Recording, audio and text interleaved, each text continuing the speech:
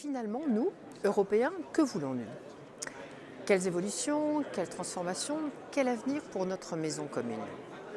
La question pourrait être posée avec un QCM, vous savez, ces questionnaires à choix multiples qui simplifient les réponses, parfois trop, mais qui permettent aussi d'y voir un peu clair. C'est la méthode qu'a adoptée la Commission européenne en présentant un livre blanc avec 5 scénarios. Il ne s'agit pas d'une grande consultation populaire, mais d'interroger les représentants des citoyens, donc le Parlement européen, et les dirigeants, c'est-à-dire le Conseil européen. 5 scénarios donc. Passons-les ensemble en revue. Scénario 1. S'inscrire dans la continuité. Voilà une formule bien prudente et on aurait pu l'appeler aussi « surtout ne changeons rien puisque tout va bien et que nous sommes parfaits ». Et non, bien sûr, ce scénario n'est pas possible. C'est vrai que la méthode des petits pas a permis des avancées pendant un temps et qu'elle a aussi clairement montré ses limites ces dernières années. L'Union doit changer car sinon elle se défera. Scénario 2. Rien d'autre que le marché unique.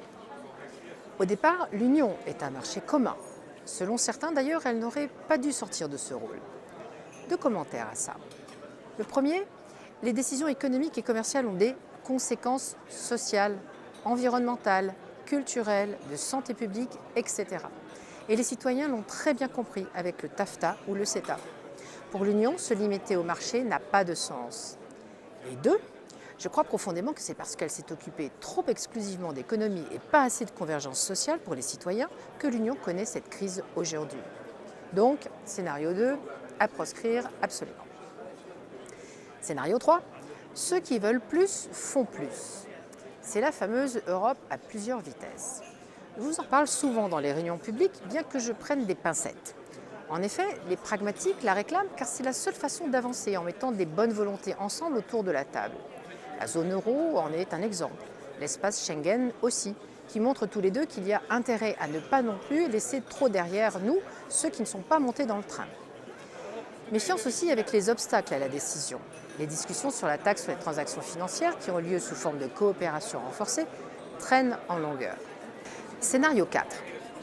Faire moins de manière plus efficace. La Commission a déjà expérimenté les choses en laissant tomber des textes réputés bloqués avec sa règle du « better regulation », c'est-à-dire mieux légiférer. Ici, on parle d'une approche qui pourrait être intéressante si elle consiste à donner plus de moyens d'action sur certains domaines et en abandonner d'autres qui paraissent moins cruciaux.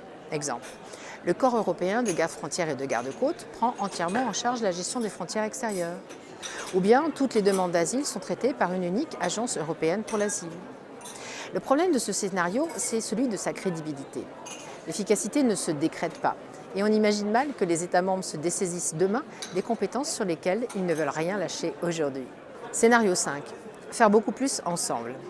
C'est le scénario préféré des Européens convaincus et le seul qui porte un grand dessein. C'est aussi celui qui a ma faveur. Cela étant dit, force est de constater que c'est sans doute le plus difficile, tant il porte en filigrane la fameuse question du saut fédéral. Nous devons pourtant le garder en ligne d'horizon et considérer que sa réalisation est différée, mais pas abandonnée. Un détour par le scénario 3. L'Europe a plusieurs vitesses. Ça sera sans doute nécessaire.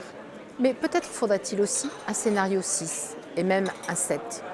Pour autant, alors que nous nous apprêtons à fêter les 60 ans du traité de Rome, réaffirmer notre objectif d'union toujours plus étroite me semble une ardente nécessité.